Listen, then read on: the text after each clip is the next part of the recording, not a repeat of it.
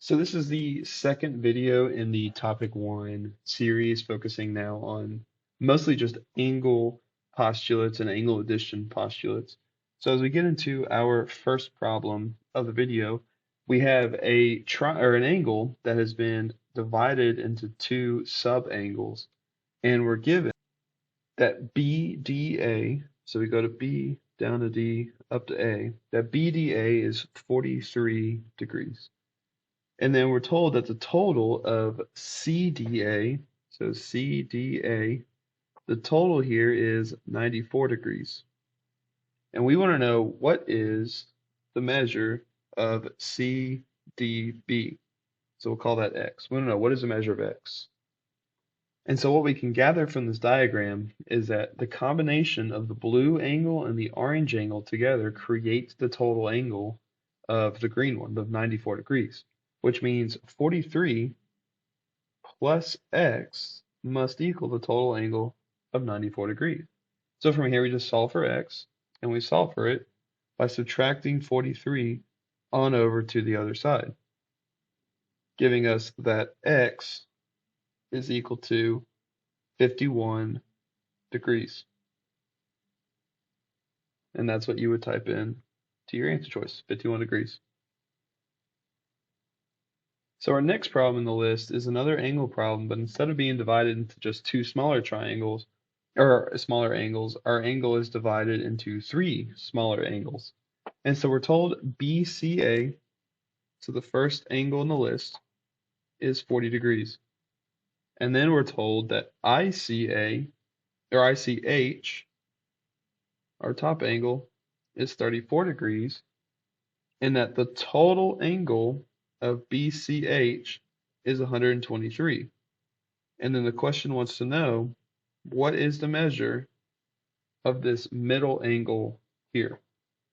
So just like in the last problem, that purple angle of 40 degrees plus the red angle of X plus 34 degrees of the green angle, those three together make up the blue angle, which means 40 plus X plus 34 equals 123. That is the setup to solve this problem.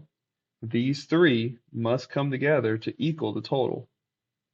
So from there, X is nothing to add with, so it just stays X. 40 and 34 together gives us 74 is equal to 123. We subtract 74 on over to the other side, giving us a final answer of X being equal to 49. So the middle angle must be 49 degrees. So for this problem, we go back to just looking at one angle being divided into two smaller ones, but now we have the introduction of algebra into these types of problems. So DEC, my lower angle, is negative 5x plus 8, and CEB, my upper angle, is negative 3x plus 12, and my total measurement of DEB is 140. And so in that same idea, even though there's algebra now, in the same idea, the two smaller angles come together to create the green angle, which means negative 5x plus 8 plus negative 3x plus 12 equals 140. Now, notice how I wrote it. I did plus negative 3, plus negative 3. Proper notation, that is not. I should properly put just minus 3x. But the reason I have that plus there is because I want you to see that these two angles are being added together to create 140. And so because the purpose is to represent the idea of adding them together, it's okay if you put that plus sign there. So from here, we just combine like terms. Well, negative 5 and negative 3 make negative 8x, and then 8 and 12 make 20, and that equals 140. We're going to subtract 20 over onto the other side, and those cancel out, giving me negative 8x is equal to 120. And so when I divide out negative 8, I get x is equal to negative 15.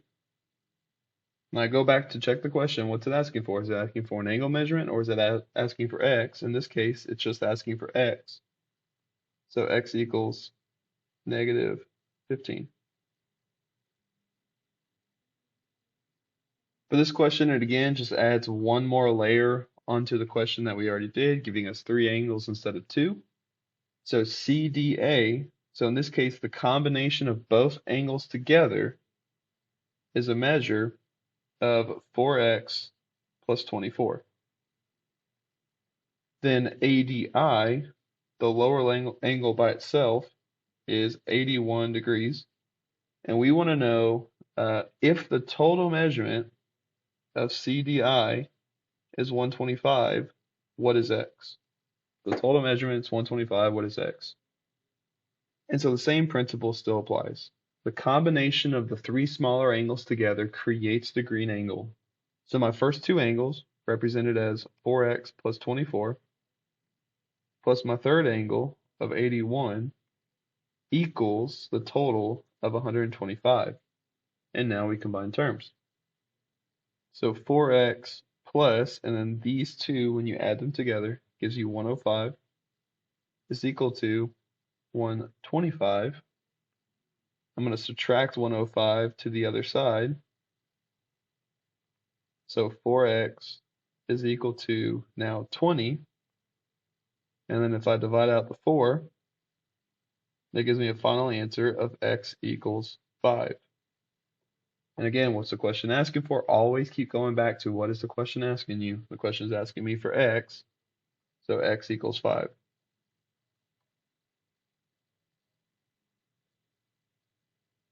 All right, and so then the last question for this video says point E is on the interior of angle GFD. That means that point E is somewhere in the middle.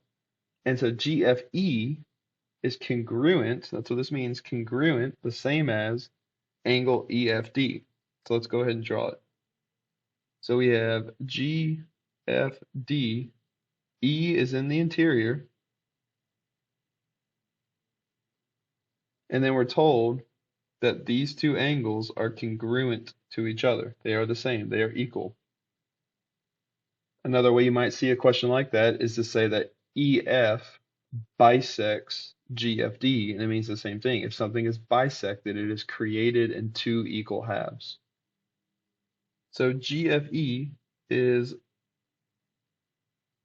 5, 6x plus 64,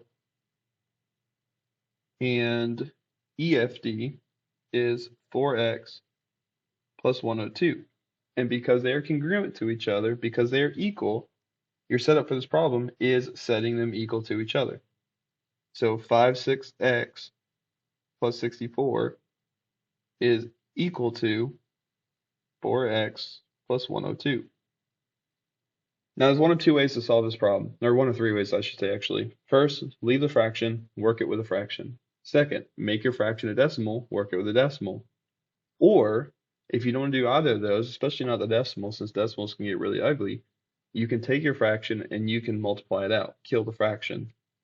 So it's 5 over 6. That means we multiply the entire equation by 6, and this will kill our fraction and get it to just being a regular number. So 5 over 6 times 6, because we're going to distribute this to everything, is just 5x plus 64 times 6 would be 384.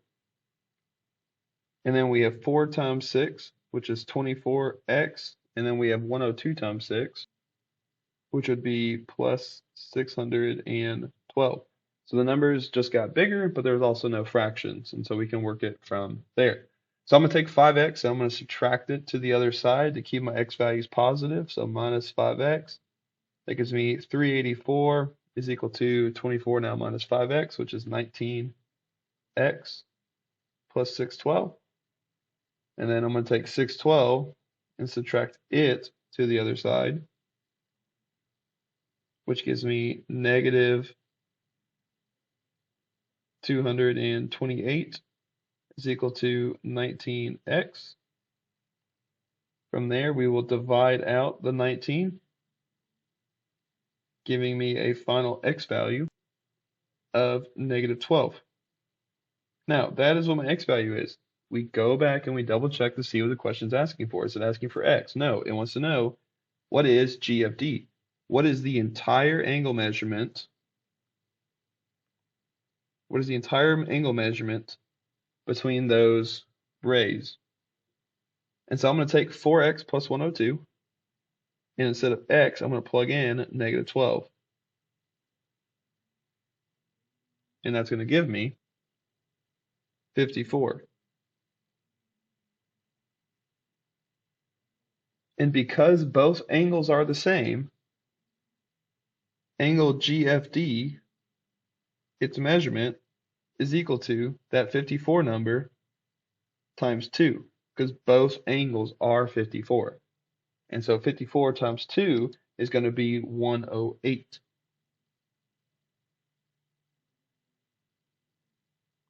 And that would be my answer for the problem, 108. So set them equal to each other, multiply the fraction, solve for x, plug x back into one of the angles, and then because they're both the same number, you can just double that angle. So that's it for angles. In the next video, we'll be looking at midpoint, distance, and partitioning line segments.